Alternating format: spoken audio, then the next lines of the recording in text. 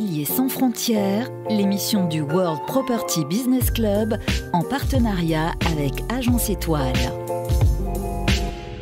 Bonjour à tous, bienvenue sur Radio Imo, bienvenue dans l'immobilier sans frontières. On est ravis de vous retrouver et comme à chaque numéro, nous allons évidemment voyager à travers le monde. Nous redécouvrons de magnifiques destinations. Aujourd'hui, on part dans un pays qui fait rêver. Alors, si je vous dis, c'est un peu réducteur, mais quand même, carnaval, plage de Copacabana, samba, le mont Corcovado, évidemment, on pense au Brésil. Eh bien oui, cette majestueuse destination, superbe destination. Alors avec moi sur ce plateau, qui choisit ces belles destinations? André Périssel. Bonjour Bérénice. Bonjour, vous allez bien? Très bien, ravi de vous revoir. Mais moi aussi. Président du World Property Business Club. Je suis également accompagnée par Marie Espinoza. Bonjour. Enchantée Bérénice. Bienvenue. Alors vous êtes international team leader pour l'agence Étoile. Et du coup, pour ce numéro, nous accueillons deux invités. L'un d'entre eux est en plateau. Il s'agit de Jean Pozzo di Borgo. Bonjour. Bonjour Bérénice. Vice-président du World Property Business Club. Et en visio, en direct du Brésil, Joao Araújo Filho. Hello. Hello, Joao. Bonjour. Bonjour. How are you? Muy bien. Muy bien. Good.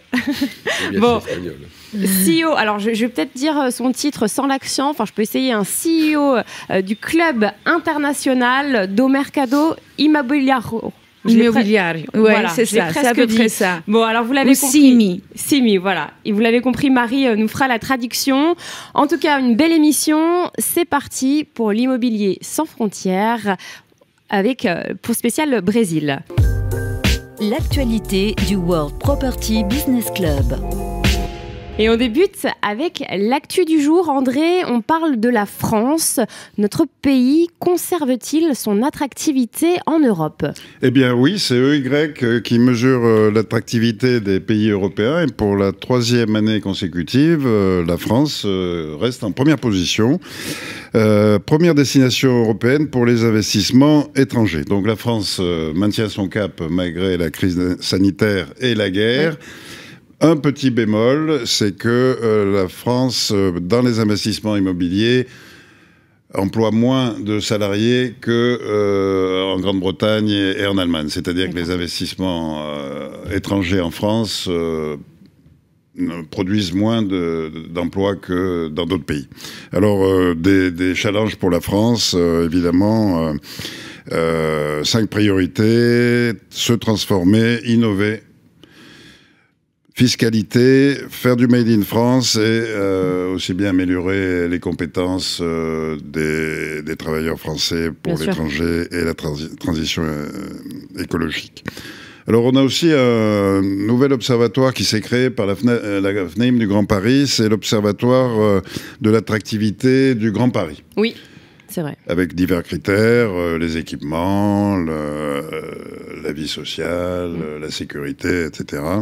Et dans ce palmarès, la Forêt est la première ville du Grand Paris, suivie de Paris 6e. Voilà, Paris 6e, deuxième, même avec la hausse des prix, les prix élevés dans l'immobilier dans cet arrondissement, et sans les prix, Paris 6e est le premier arrondissement, la première ville attractive du Grand Paris. C'est très intéressant ça, parce que oui, les prix sont très élevés dans le 6e. Mais c'est un des arrondissements les plus chers de Paris.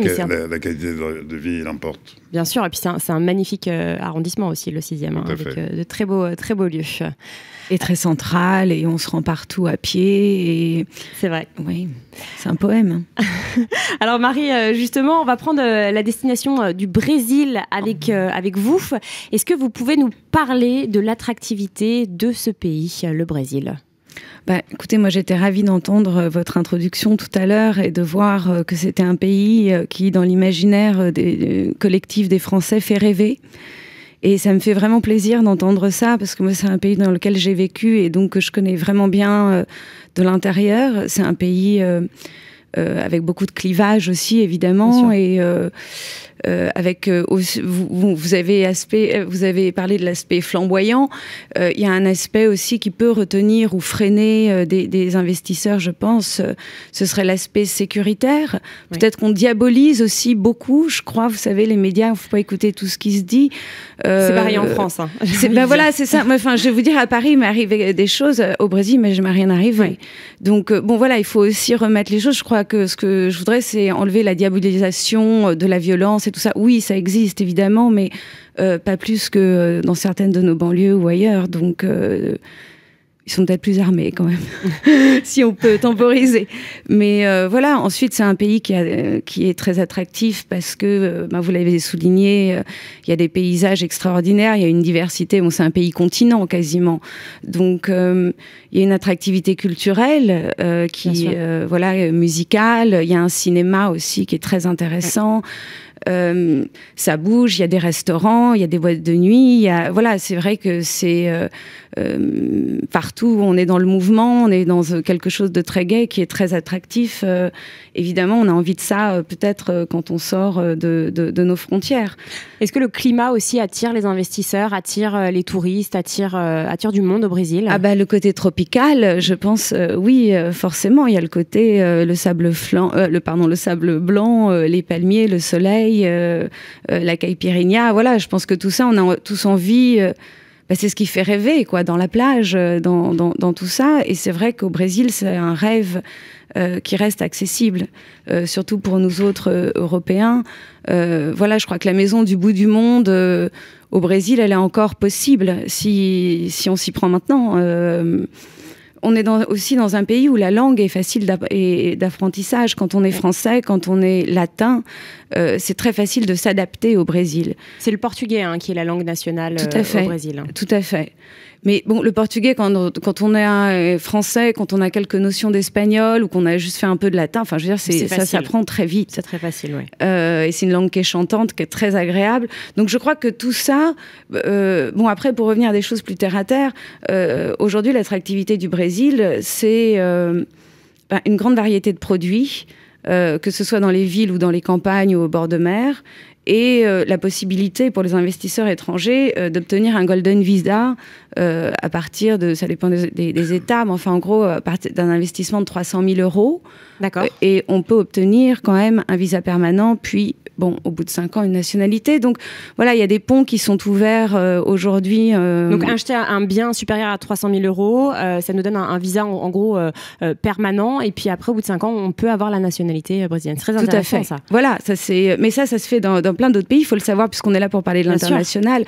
À Miami aussi, 300 000 € aujourd'hui, vous devenez américain. En tout cas, vous avez un visa permanent. Oui, vous avez une green card au bout de 5 ans. Enfin, c'est quand même intéressant. Ouais. Voilà, il y a des choses à faire. Enfin, en tout cas, si on veut bouger, si on veut changer de pays, si on veut connaître autre chose, il faut y aller parce que c'est possible. Eh bien, merci beaucoup Marie, merci André. Alors, c'est l'heure de donner la parole à l'un de nos agents immobiliers, un de nos agents du World Property Business Club. Les agents immobiliers du World Property Business Club. Alors là, c'est plus qu'un agent immobilier, puisque c'est le vice-président du World Property Business Club. Je parle évidemment de Jean Pozzo di Borgo qui est avec nous. Alors André a quelques questions pour vous, justement. Allons-y. Alors Jean, pensez-vous que la guerre en Ukraine est ou sera un frein aux investissements en Europe et aux investissements immobiliers? Moi, personnellement, je ne pense pas que ça puisse... jouer sur l'immobilier en France, puisque d'après mes informations, il y a beaucoup d'étrangers qui achètent à l'époque actuelle en France et de pas mal de nationalités. Et je ne pense pas que la guerre en Ukraine puisse changer quelque chose, surtout que les étrangers en règle générale ne prennent pas de crédit en France. Et comme en France, les crédits ont tendance à augmenter, le taux des crédits, personnellement, moi, je ne pense pas que la guerre d'Ukraine puisse changer quelque chose, du moins pour les étrangers. Et alors, est-ce que le développement des relations internationales en immobilier, c'est votre cheval de bataille depuis de nombreuses années? Expliquez-nous ça. Oui, je pense que la France en parlant pour les étrangers, je pense, c'est ça. Hein. Pour les étrangers, je pense que d'abord, il y a la sécurité de l'achat, qui est quand même une chose importante pour les étrangers qui achètent en France.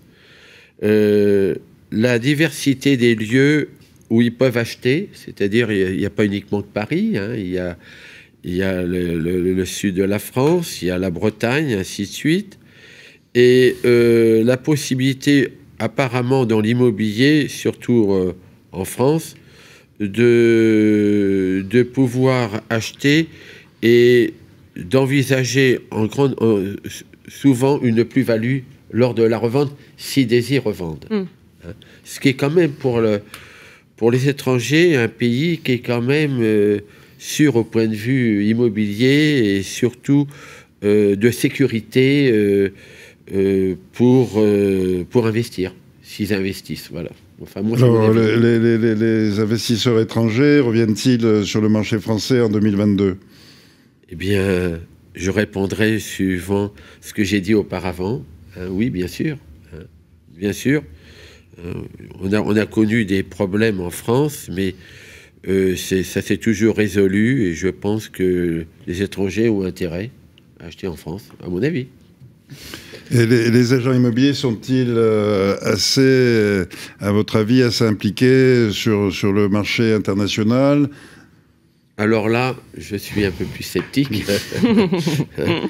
parce que les Français n'aiment pas beaucoup acheter à l'étranger, en règle générale, par manque de moyens, par le manque de crédit peut-être, sauf peut-être dans des pays comme l'Espagne, le Portugal, où il y a à l'époque actuelle beaucoup de Français qui ont acheté et qui apparemment n'ont pas l'air de vouloir revendre. Et peut-être l'Italie, et pourquoi pas le Brésil, hein, puisqu'on parlait du Brésil. Mais enfin, c'est plus loin quand même. Hein. Hein. Parce que l'international est néanmoins un argument de vente pour les agents immobiliers français. Comment se positionne-t-on ? Je pense déjà qu'avec le World Property, ça leur permet de voir sur Internet ou d'autres moyens de pouvoir choisir, de regarder ce qui est à vendre, et puis avec les moyens donnés pour pouvoir acheter, c'est-à-dire avocats, conseillers juridiques et ainsi de suite. Et nous avons, nous, à World Property, déjà des relations assez importantes, surtout dans le sud de la France, comme surtout l'Espagne, hein.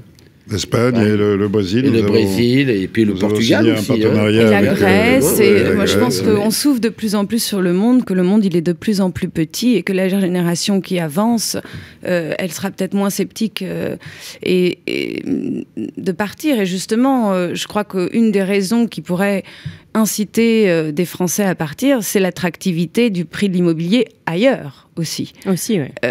C'est d'ailleurs une des premières raisons, je pense. C'est certain, lorsqu'on voit les prix en Espagne par rapport au midi de la France, c'est vrai que y compris même dans les villes comme Barcelone ou Madrid, pour parler de l'Espagne, il y a quand même une certaine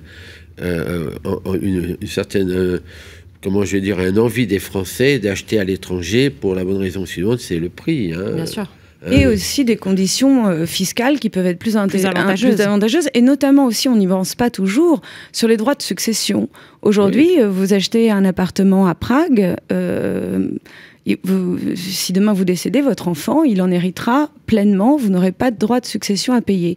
Donc ça, il y a des conventions fiscales, il y a des spécificités qui, je crois, quand on fait des investissements à l'étranger, sont intéressantes. En fonction des objectifs, évidemment, des investisseurs, mais c'est vrai que la succession en fait partie. Et je crois même que, si je ne me trompe pas, sauf erreur de ma part, en Belgique, il n'y a pas de frais de succession non plus. Ou très peu, ou très peu. Très peu. Ça a changé, je crois, justement, un petit peu, il me semble. Alors, j'ai plus le texte en tête, mais en tout cas, oui, ça reste plus avantageux. C'est quand même très important. Mais c'est d'ailleurs pour ça que je trouve. Je ne sais pas comment ça se passe au Brésil.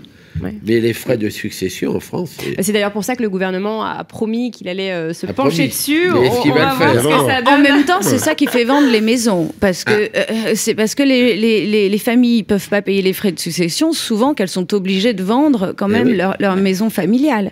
Et c'est pour ça aussi qu'il y a des maisons laissées à l'abandon en France. Aussi. Ça arrive aussi, hein. Il y en a quelques-unes quand même, hein. Il y en a pas mal. En tout cas, les agents du World Property sont une passerelle pour les clients étrangers qui veulent acheter en France ou les Français qui veulent acheter à l'étranger. Voilà, donc faites appel au World Property Business Club. Merci André. Et à l'Agence Étoile. Et à l'Agence Étoile. Merci André, merci Jean, merci Marie. On se connecte avec le Brésil. L'immobilier sans frontières, focus sur un pays.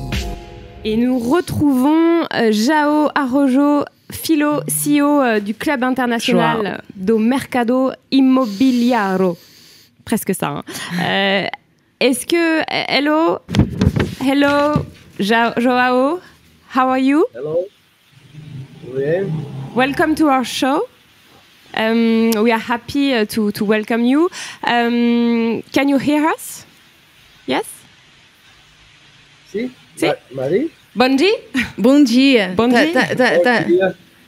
Tá nos ouvindo bem? Sim, estou ouvindo bem. Voilà, on va commencer l'interview. Évidemment, Marie, c'est vous qui allez la faire et vous nous traduisez du coup. Je vais faire le lien au fur et à mesure. Oui, je vais essayer de. Je vous en prie. De rapprocher nos deux. Je vous en prie. Allez-y pour l'interview. C'est à vous. Então, a primeira questão seria de saber como que está a situação agora economicamente no Brasil. Comment se porte l'économie, la situation économique au Brésil? Aqui está tudo bem, o mercado imobiliário está em alta, mas nesse ano teremos eleições, né, presidenciais. Então, no momento, estamos estáveis em relação à economia. Donc il dit que tout se passe bien, que l'économie et notamment le marché immobilier est vraiment bien reparti. D'accord. Après le Covid. Voilà, après le Covid, c'est vrai qu'on a tous eu des moments un peu durs, mais là-bas ça a été très dur. Oui, très dur. Oui. Avec en plus une dévaluation de la monnaie. Enfin, ça a été assez. Il y a eu une grosse crise au Brésil. Il y a eu une grosse crise au Brésil, surtout à Rio en plus. Et d'ailleurs, mon sentiment c'est qu'il faut acheter à Rio aujourd'hui encore. Bon, mais on en parlera après. Et il dit aussi que ce qui se passe maintenant, c'est qu'il y a les élections qui arrivent. Et c'est vrai que les élections au Brésil, c'est beaucoup plus fort qu'en France. C'est-à-dire que les Brésiliens, ils sont beaucoup plus politisés et tout s'arrête, en gros. Il y a moins d'abstention qu'en France au Brésil. Non, mais c'est pas qu'il y a moins d'abstention. C'est que le droit de vote est obligatoire. C'est-à-dire qu'on ne te refait pas ton passeport si tu n'as pas été voté. Donc c'est très grave. Il y a des amendes si vous n'allez pas voter. Donc ce n'est pas un droit, c'est un devoir. Un devoir. Voilà. C'est intéressant. Donc du coup, forcément, tout ça prend une place beaucoup plus grande dans la vie des gens. Le moindre meeting politique, c'est des fêtes dans la rue où tout le monde s'habille aux couleurs du parti. Enfin, tout est raison à fête au Brésil aussi. Et la politique, ça en fait partie et ça reste quelque chose de festif et de très, très, très au cœur des Brésiliens. Ils sont très citoyens. D'accord. Du coup, alors... oui, alors pardon, c'est moi qui dois rebondir. Alors,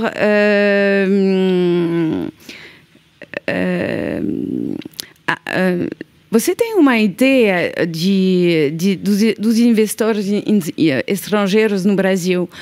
Eles estão de que nacionalidade? São mais os franceses que compram ou da Inglaterra, dos Estados Unidos? Quais são os principais nacionalidades que compram? Quem mais está comprando no Brasil são os americanos.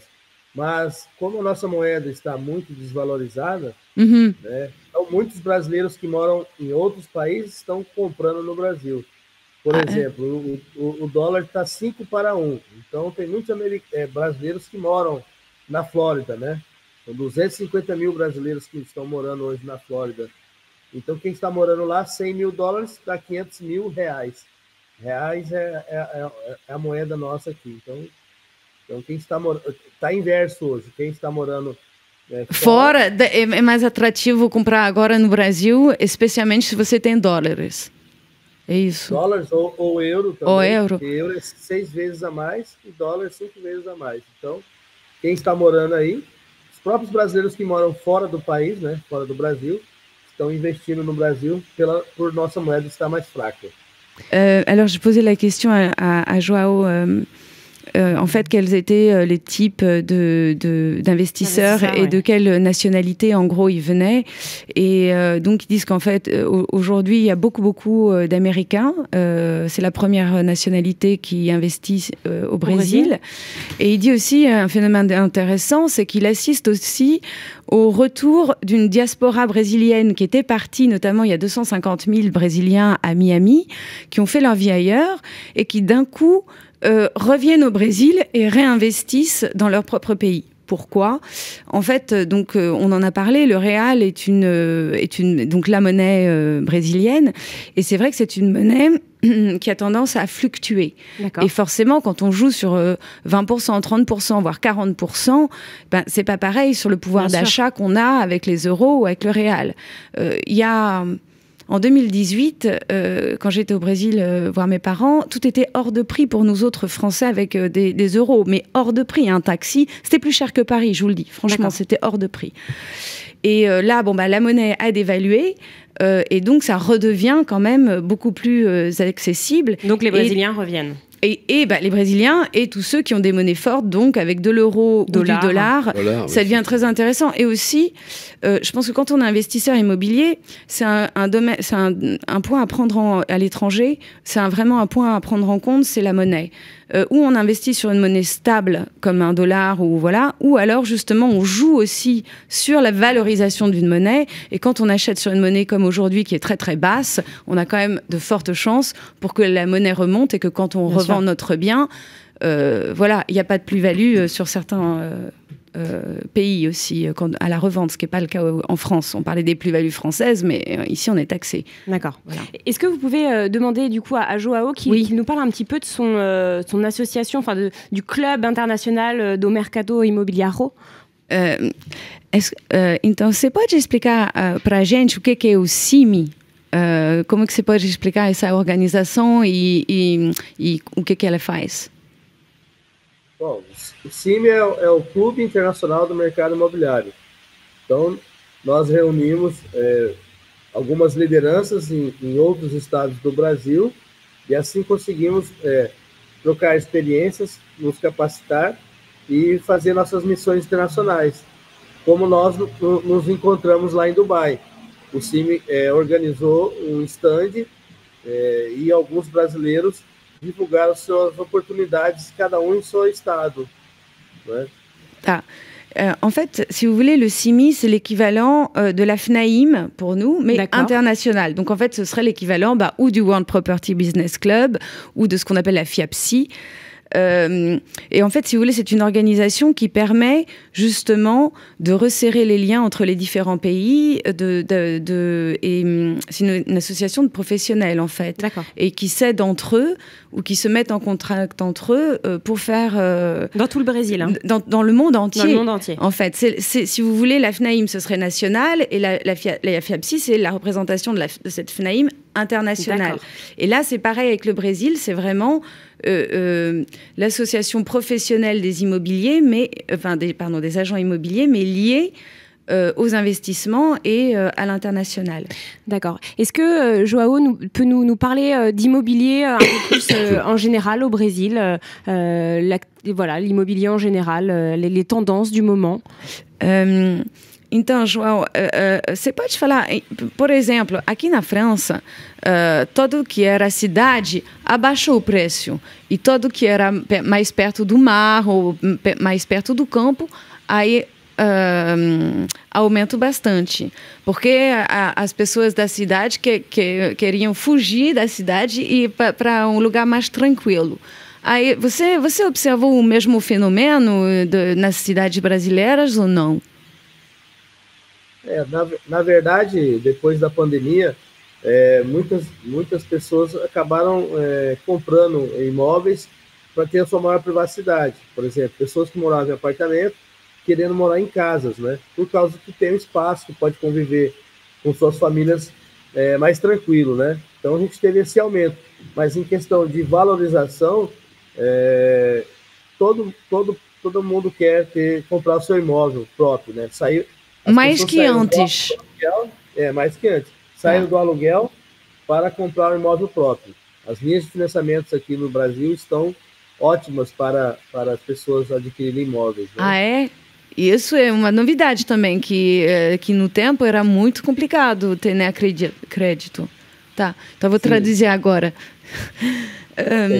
Oui, donc il disait en fait qu'il avait observé à peu près le même phénomène que nous en France, c'est-à-dire que l'immobilier au Brésil, comme à peu près partout dans le monde, les gens ont voulu quand même globalement déménager pour un lieu de vie plus grand. Ceux qui étaient en appartement ont voulu avoir des maisons, sont partis un petit peu plus loin des villes aussi. Un autre phénomène Parce qu'il y a eu des confinements comme chez nous, en fait. Mais oui, pareil, okay. Oui. Et en fait, ce qui a été aussi... ce qui a beaucoup changé au Brésil, c'est qu'avant, l'accession à la propriété, c'était vraiment réservé aux plus riches parce qu'il y avait très peu de crédit. Et là, ça fait quelques années, et maintenant, vraiment, apparemment, ça bat son plein. Tous ceux qui louaient, ils veulent devenir propriétaires maintenant au Brésil. Et il y a maintenant un système de crédit qui a été fait, comme nous, on a eu la chance d'avoir ça il y a très très longtemps en France. Mais bon, voilà, là-bas, ça se développe. Et donc, de plus en plus de Brésiliens veulent accéder à la propriété et ne veulent plus louer, mais être chez eux. D'accord. Est-ce que vous pouvez demander à Joao, donc, dans quelle classe d'actifs les étrangers investissent et quelles sont justement la moyenne des prix, en fait, l'échelle des prix? Mais surtout le Brésil? Oui, en général au Brésil. Donc dans quelle classe d'actifs les étrangers aiment investir au Brésil, justement? Os estrangeiros que compram no Brasil, você tem uma ideia do que eles procuram mais? Tem tipo do que eles vão querer? Tem muitos estrangeiros investindo em áreas rurais, comprando fazendas para a produção de alimentos. Então a gente está tendo muito pedido de estrangeiros adquirindo áreas grandes para poder produzir alimentos, como soja, né, como eucalipto também. Até carne. Donc il dit que par exemple il y a beaucoup d'étrangers en ce moment qui sont vraiment plutôt là pour le coup des investisseurs. Il y a beaucoup de gens qui achètent ce qu'on appelle des fazendas. C'est genre des grandes fermes. C'est des terres. Voilà, donc ils achètent, si vous voulez, des terres pour produire du soja ou pour élever des bêtes. Voilà, là, il y a une grosse demande sur les fermes agricoles au Brésil. D'accord. Et donc tout ce qui va avec, la production qui va avec également. Exactement. D'accord. Et alors au niveau des élevages, des choses comme ça. Ouais. Et au niveau des prix, est-ce qu'il peut nous donner une échelle un petit peu des prix, justement? Então, a Berenice quer saber qual é o preço médio de compras no Brasil? No Brasil inteiro. Então fica muito vasto o assunto, mas ela quer saber o preço médio vai de quanto até quanto? Bom, vamos lá. Tem de tudo, né?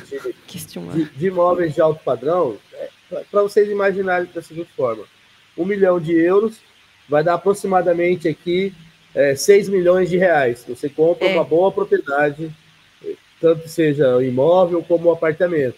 Então, as fazendas aqui, se você falar de 50, 100 milhões de dólares ou 100 milhões de euros, nós estamos a 7 vezes a mais a nossa moeda.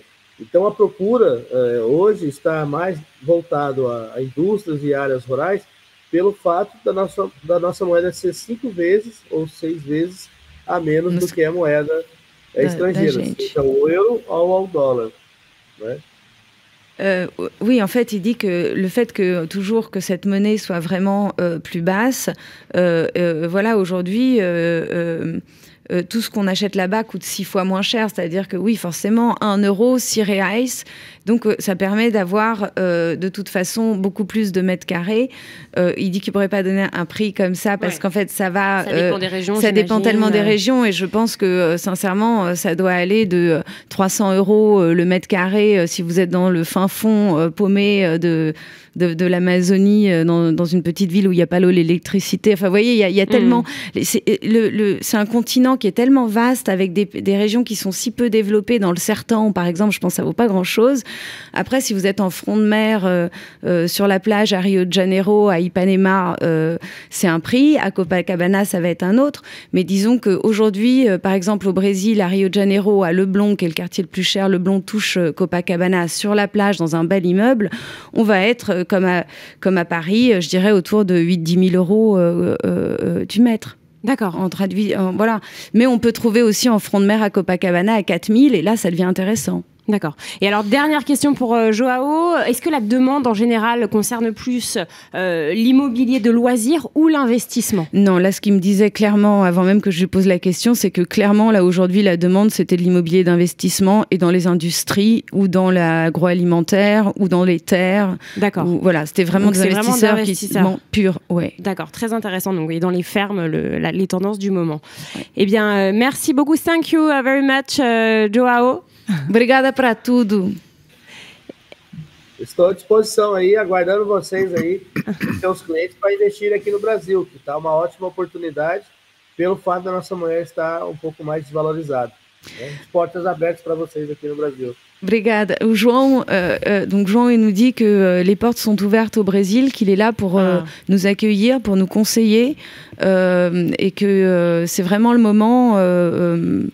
Voilà, il encourage vraiment tous les investisseurs à se rendre au Brésil et à investir, et il sera là pour nous. Thank you very much. Thank you. Eh bien, merci beaucoup, Joao. Merci, Marie, pour la traduction. Obrigada, João. Aqui é Brasil.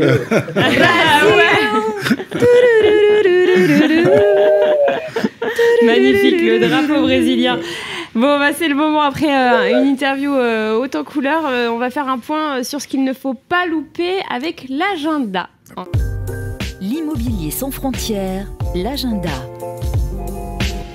Et on va parler des agents immobiliers qui sont mis à l'honneur, André. Eh ben voilà, pour cet été, nos compatriotes qui seront au Brésil, le 27 août, c'est la journée nationale brésilienne de l'agent immobilier. Donc une occasion de faire la fête et d'aller visiter des biens et contacter les agents immobiliers brésiliens qui sont fort sympathiques. Et ben voilà, on va aller au Brésil faire la fête. Je ne savais pas qu'il y avait une journée de l'agent immobilier. Mais ça, c'est tout le Brésil.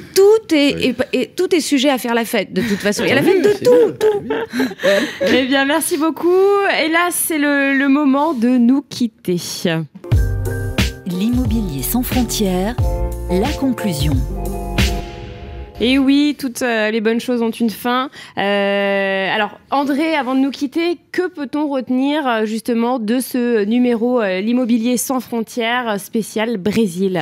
Eh bien, le Brésil, un pays de rêve où on aimerait aller investir. En tout cas, on accueille nos compatriotes qui souhaitent investir au Brésil, et pourquoi pas 4 000 euros à Copacabana. Ça vaut le coup. Ça vaut le coup. Ou dans les fermes. Moi, ça me dit bien d'acheter une ferme avec... oui, on peut s'y mettre à plusieurs. Moi, je suis d'accord aussi. Ça me fait rêver, moi, ce genre d'investissement. Je vous note dans mes tablettes. Oui, je veux bien, voilà.